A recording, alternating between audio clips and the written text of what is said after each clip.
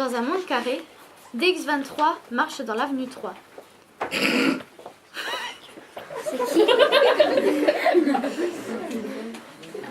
Cette avenue est droite et de chaque côté, on peut apercevoir des maisons, toutes rectangulaires et grises, complètement grises.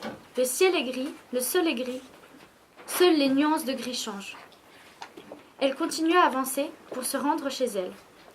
Dans sa maison, elle ne voit qu'un mobilier sommaire. Une table, une chaise, un lit, de quoi manger et c'est tout. Il n'y a pas de cadre, il n'y a pas de décoration. Elle, malheureusement, voudrait pouvoir décorer. C'est une artiste dans l'âme, c'est juste que elle ne peut pas à cause de cette société. On lui a toujours interdit d'être différente et jamais elle n'a pu exprimer son art.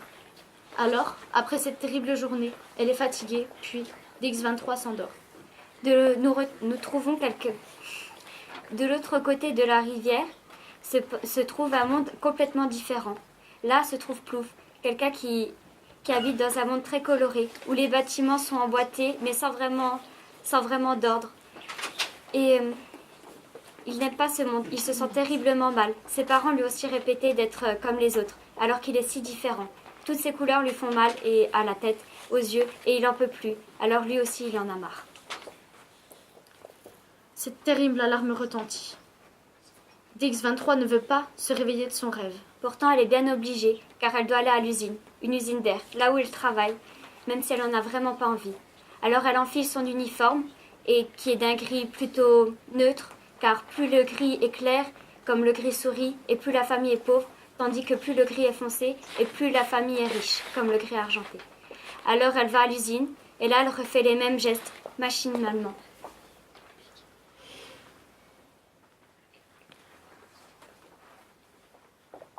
Et elle pense alors à ce qui va se passer le soir même. DX23, elle, le soir, doit se rendre chez ses parents. Ses parents ne lui ont jamais donné d'amour, mais ils lui ont toujours appris à ne pas être différente, même si elle le voudrait bien sûr. Alors, elle se rend chez eux, sans envie. Puis, les mêmes discours reviennent sur le fait qu'elle soit trop différente des gens. Elle doit être comme les autres et pourtant, elle ne veut pas. Mais ses parents ne font que de lui répéter. Et ce soir-là, au milieu du repas, c'est le moment de trop. DX23 n'en peut plus. Alors, elle part. Elle claque la porte derrière elle. Et elle court pour rentrer chez elle. Elle court et elle rentre. Elle est en colère, elle a peur, elle sait plus quoi faire. Elle sait qu'elle ne pourra pas revoir ses parents. Et dans un élan de colère et de rage, elle se cogne contre le mur et s'érafle le coude. Alors, elle voit son coude qui commence à saigner. Elle voit une couleur pour la première fois. Elle voit la couleur de son sang, la couleur rouge. Alors, elle prend, elle regarde. Elle se demande ce que c'est, mais elle s'en fiche en fait, c'est une couleur. Et là, elle voit un mur devant elle, le mur de sa chambre. Alors, elle en reprend, elle commence à peindre un carré, la première chose qu'elle connaît. Puis ensuite, elle continue avec un rond. Et encore un autre. Puis encore un autre. Et là, elle se met à trembler. Elle commence à avoir peur. Elle sait qu'elle ne peut plus retourner en arrière. Alors elle se recule pour voir. C'est pas beau, hein? Non. Mais elle recule pour voir et là, elle se met à trembler. Elle commence à sentir la peur en elle. Elle sait qu'elle ne peut plus rester ici. Alors elle s'enfuit. La seule chose qu'elle a à faire, c'est courir. Elle sort de chez elle. Elle regarde une dernière fois sa chambre et ça ne lui fait plus rien. Elle part et elle court. Elle court le plus vite qu'elle peut. Elle ne sait plus où elle en est. Juste elle court et elle pense encore aux paroles de ses parents. Ça résonne encore dans sa tête. DX23 a les larmes qui coulent. Elle ne sait pas si c'est de la joie ou de la colère en fait. Puis le paysage commence à changer. Certains toits des maisons sont tombés. Et à d'autres endroits, le métal est rouillé. Puis, elle aperçoit un pont, gardé par 2 grands robots. Ces robots, ils sont noirs, imposants, et ils ont les yeux gris, métalliques. Alors, DX-23 se cache derrière un pylône d'air, qu'elle a créé elle-même d'ailleurs. Et elle attend une solution pour pouvoir partir. Puis tout à coup, elle entend un miaulement. C'est un charrot qui passe. Et là, les robots attirés regardent et doivent protéger le pont, donc ils se ruent sur le chat et elle ne les voit plus. Alors DX-23 en profite pour aller sur le pont et bam, elle tombe. DX-23 tombe mais elle se relève. Elle s'est égratigné le genou mais elle s'en fiche.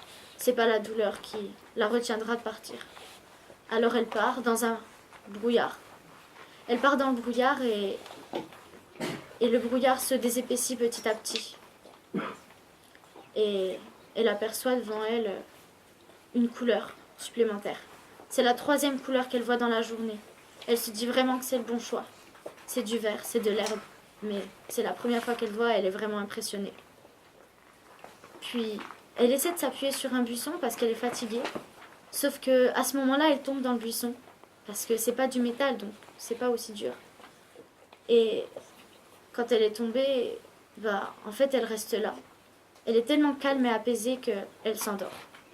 Plouf lui aussi en a marre, alors il décide de partir de sa ville et d'aller dans la forêt qui est juste à l'orée de la ville.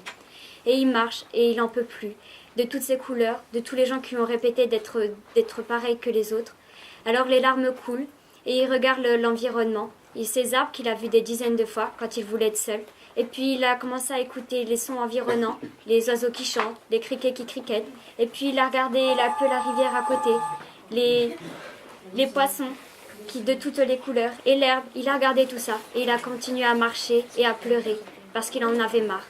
Et puis il a continué à marcher jusqu'à ce qu'il se rende compte que le paysage a commencé à changer. Les arbres sont devenus plus sombres à mesure qu'il s'enfonçait dans la forêt. Et il s'est arrêté. Il n'était jamais allé aussi loin et il savait qu'il ne rentrerait plus chez lui. Il a regardé aux environs et il a vu un pont. Il a regardé et puis il a entendu un bruit.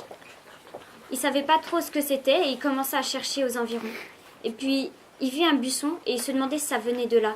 Alors il s'approchait tout doucement parce qu'il ne savait pas ce que c'était. Si c'était un animal sauvage qui pourrait lui faire des blessures.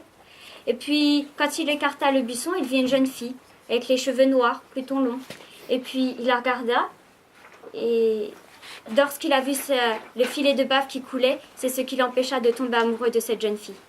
Alors il la réveilla doucement et il eut tellement de questions pour elle parce que pourquoi avait-elle des habits gris? Pourquoi elle était là en train de dormir? D'où elle venait? Qu'est-ce qu'elle venait faire là? Et elle essayait de répondre du mieux qu'elle pouvait. Et puis à un moment, lorsque les questions se sont épuisées, il a dû répondre aux siennes, à peu près les mêmes. Et au fur et à mesure, ils ont fait connaissance. Et ils ont parlé de leur monde, de comment ils étaient. Et au fur et à mesure, ils se sont rendus compte que c'était dans l'autre monde qu'ils voulaient vivre, parce que ça correspondait mieux à ce qu'ils étaient au fond d'eux. Pourtant, l'autre défendait. Non, c'est pas là qu'on devra aller, c'est dans l'autre. Et inversement. Alors il y a eu un moment où il fallait faire un choix. Où aller maintenant? Et DX-23 a dit non, pas par le pont, c'est là d'où je viens et ce n'est pas bien. Alors Plouf a dit non, pas par ici, c'est chez moi et c'est pas bien. Alors ils sont allés au dernier chemin, ils ont continué. Et ils ont marché, encore, pendant des heures, jusqu'à ce que la faim se fasse sentir. Mais Plouf demanda alors à DX-23 d'aller chercher des baies violettes pour être plus exact. Alors, bien sûr, c'est là qu'il lui fit comprendre qu'elle ne connaissait pas les couleurs. Alors il lui montra, ça c'est du vert, là-bas, là tu vois c'est du bleu. Et il lui en a montré des tas. Et alors elle est partie.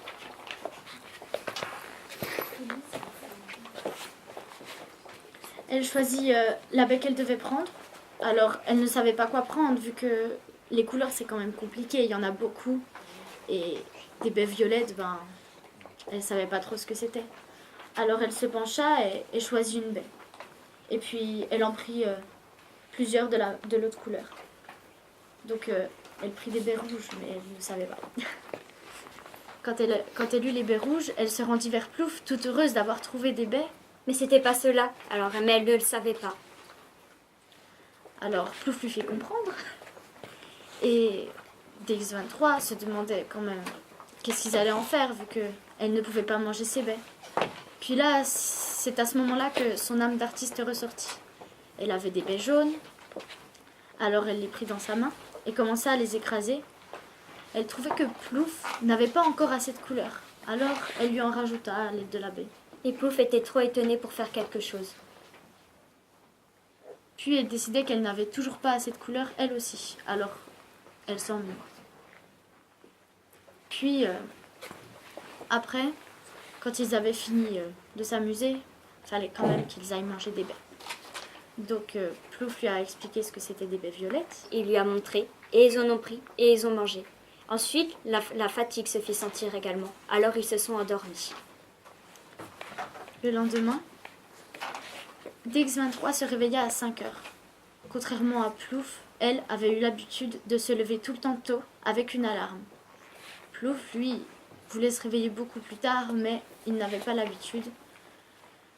Alors DX23 le réveilla en sursaut, comme à l'habitude qu'elle avait eue avec cette alarme. Et c'est là qu'il lui dit qu'il fallait lui trouver un autre nom. DX23, ça faisait trop robotique. Et au fur et à mesure qu'il cherchait DX23, DX23, DX23, il lui vint à l'idée un autre nom, Dixie, beaucoup plus mignon. Ils continuèrent le chemin, et là les arbres commençaient à se raréfier. Il y avait de moins en moins de couleurs, et de moins en moins d'arbres, de moins en moins de fleurs. Puis, un brouillard apparut. Et ils savaient que derrière ce brouillard, ils étaient convaincus que c'est là qu'était leur paradis. Puis,